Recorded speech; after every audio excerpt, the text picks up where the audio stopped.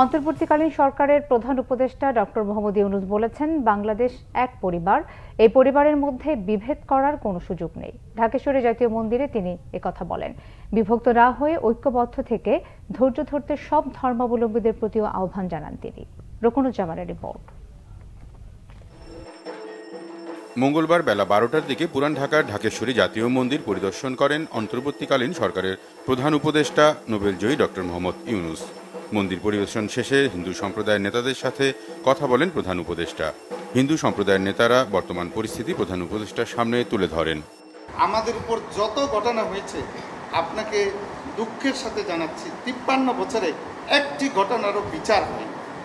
এই বিচারহীনতা দূর হবে আশা করি। আমরা এত অত্যাচারিত আমরা সইতে পারছি না।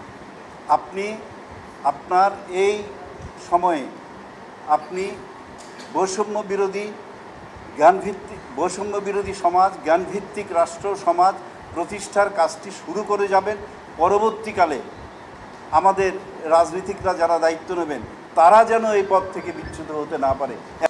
পরে প্রধান উপদেষ্টা বর্তমান পরিস্থিতিতে হিন্দু সম্প্রদায় সহ সবাইকে ধৈর্য ধরার আহ্বান জানান। বলেন, বাংলাদেশের মানুষ এক পরিবার, বিভেদ করার সুযোগ নেই। এই পরিস্থিতিতে আসার কারণটা হলো একটা বড় রকমের একটা বিভেদের আওয়াজ শুনছি, যে এমন বাংলাদেশ আমরা করতে চাচ্ছি যেটা আমরা এক পরিবার। এটি হলো মূল জিনিস। এখানে পরিবারের মধ্যে কোনো পার্থক্য করা, বিভেদ করা, এটার কোনো প্রশ্ন আসে না। আমরা বাংলাদেশের মানুষ, বাংলাদেশ, এটি আমরা নিশ্চিত করতে চাই। এটা নিয়ে আর কোনো বাদ বিবাদ ইত্যাদি যেন না।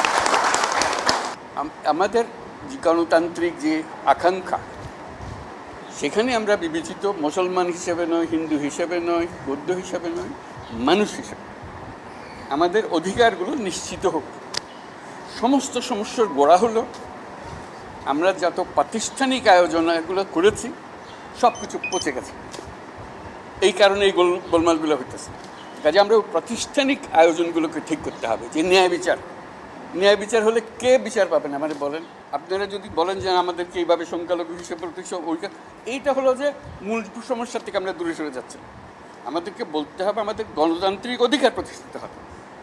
আপনারা বলেন যে আমি মানুষ, আমি বাংলাদেশের মানুষ, আমার সাংবিধানিক অধিকারেই আমাকে দিতে হবে।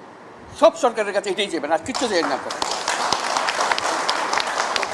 ডক্টর মোহাম্মদ ইউনূস বলেন, কোনো পার্থক্য করা বা বিভেদ করার বাংলাদেশ তারা চান না। প্রাতিষ্ঠানিক ব্যবস্থাপনাকে ঠিক করার উপর জোর দিয়ে তিনি বলেন, এগুলো পচে গেছে। মানবাধিকার প্রতিষ্ঠা করতে হবে, নাগরিকদের সাংবিধানিক অধিকার দিতে হবে। ধৈর্য ধরে সংকট কাটাতে সবার সহযোগিতাও চান সরকার প্রধান।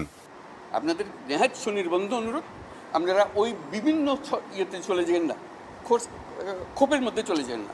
এই ক্ষোভ হলে এই ক্ষোভের মধ্যে মারামারি কারাগারি লেগে যাবে। একত্রে আসেন, এক আইন, যে আমাদের আইনের অধিকার দিতে হবে। আমরা এসেছি যে এক মানুষ, এক অধিকার, এর মধ্যে কোনো পার্থক্য করা যাবে না। আমাদেরকে একটু সাহায্য করেন, আপনারা ধৈর্য ধরেন। করতে পারলাম কি পারলাম না সেটা পরে বিচার করেন। যদি না পারি আমাদেরকে দোষ দিয়ে। মন্দির পরিদর্শনের সময় আইন উপদেষ্টা আসিফ নজরুল এবং ধর্ম উপদেষ্টা খালিদ হোসেন সহ অন্যান্যরা উপস্থিত ছিলেন। সেই মিটিং দিয়ে বললাম যে এই কথা। রকুনুজ্জামান, বাংলা ভিশন, ঢাকা।